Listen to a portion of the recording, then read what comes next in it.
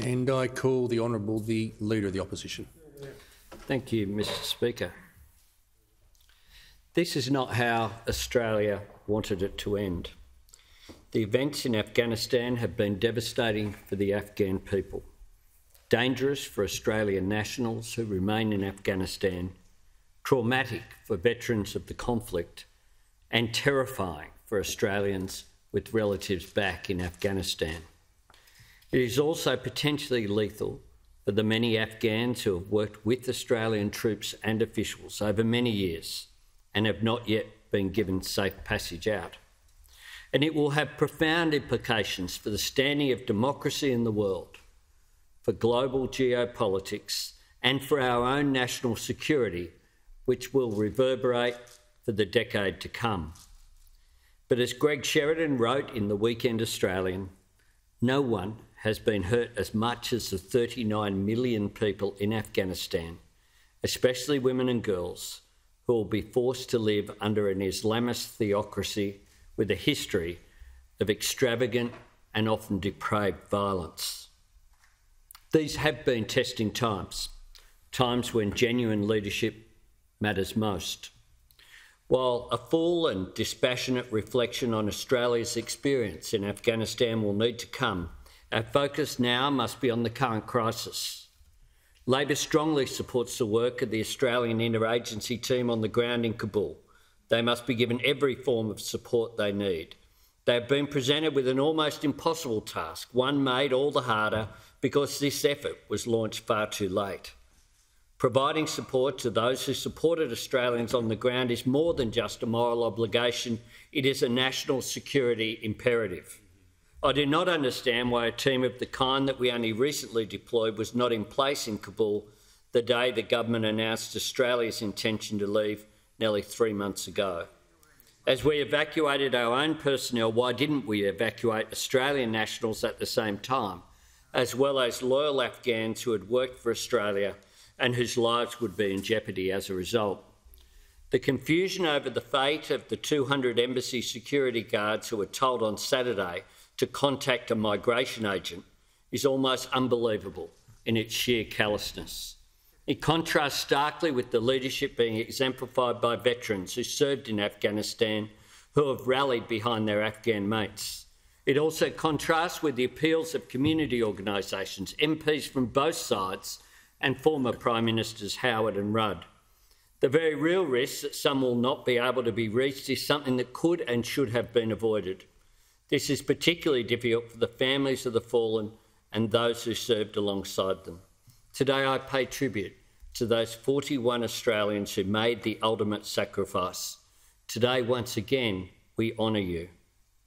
Those who are still wondering about the arbitrary lottery that determines which is the wrong place and the wrong time, the twist of fate that has left them here among the living while their mates now belong to memory. As the flame burning eternally across the lake reminds us, we cannot and will never forget them. Let me say this. The debt we owe to our men and women in uniform who have served in Afghanistan is beyond measure. We are safer because of you. We honour those who went, those who never came home, those who never came home the same, and those who are there now trying to salvage some good out of the chaos of Kabul airport. However, there is no evading the fact that this is an occasion where gratitude and pride must stand alongside sorrow.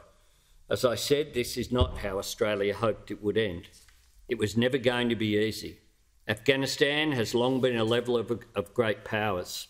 Ambitions have crumbled there, giants humbled.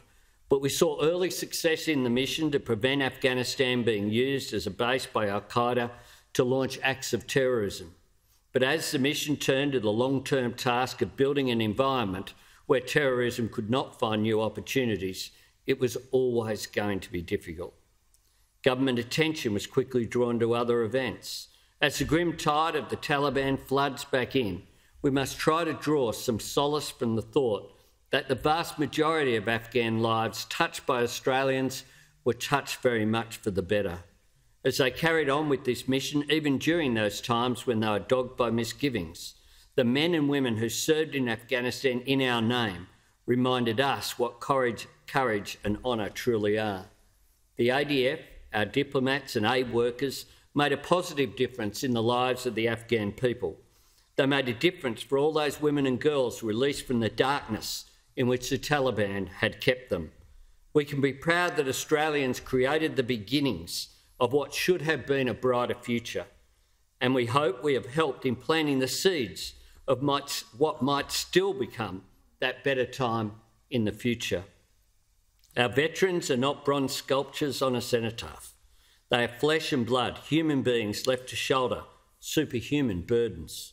Let us work to lighten their burdens. I say to our veterans, no one who has served as you have can pretend to feel what you feel, to know what it is like to live back in this world, in this familiar life, but to have part of yourself that still dwells in that one. You have the gratitude of the nation.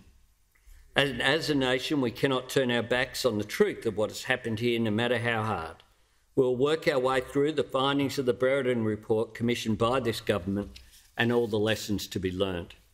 If freedom, democracy and the defeat of terrorism have been our cause, then it is a vitally important way to honour those who have fallen in the prosecution of that cause by attending to these values both at home and in the wider world. And what of those brave Afghans who repaid our soldiers' courage with their own, putting their lives on the line to help us help their compatriots? They believed in the promise we held of a better future. So many Afghans have risked it all. They have struggled and sacrificed to create a better country for themselves. Now we are witnessing scenes where, for some, clinging to the outside of a departing aircraft somehow represents greater hope than staying to face the new reality. There are many Australians today who are desperate and anxious about their family in Afghanistan, who have been waiting months and in some cases years to get their partner visas or family reunification visas issued and have their families join them. MPs have been besieged with hundreds of desperate requests and stories that just break your heart. We need to look beyond the current evacuation to ensure that Australia plays a role in the global and regional humanitarian and refugee response, as well as the ongoing political challenge that has become necessary following the Taliban's return. The Taliban have said that they have changed and will be more respectful of human rights, but the violence and chaos around Kabul airport does not augur well. We must continue to speak up for our values. To the Taliban leadership, and as the alternative Prime Minister of this country, I would say this: the Afghanistan you now claim to rule is radically different to the one you had enslaved 20 years ago. If you say there will be no retributions, you will be held to that by the international community. If you say that women and girls will not be treated as second-class citizens, you will be held to that too. If you say you are somehow different to the Taliban, who provided safe haven to Osama bin Laden to conduct the September 11, 2001 attacks that killed Australians, then the international community will hold you to that as well. I also say this to the Taliban: if you are claiming to be different, then one simple practical proof is to create a safe and orderly humanitarian corridor to Kabul airport right now for anybody who wants to leave, instead of threatening children with guns. We in Australia should demand nothing less.